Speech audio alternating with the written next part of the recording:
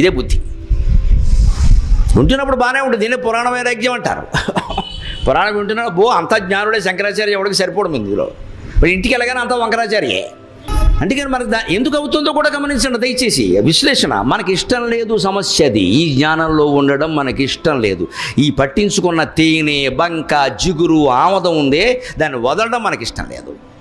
ఈ భార్య పిల్లలు కావాలి, ఈ భర్త కావాలి, ఈ బంధాలు కావాలి, ఈ డబ్బులు కావాలి, ఈ వైభవాలు కావాలి, ఈ బంగారం కావాలి, ఈ ధనకనక వస్తు వాహనాలు కావాలి అని మనస్సు పిచ్చి తపన పడుతుంది. అవి పడుతున్నంతకాలం దేవుడు దొరకదు.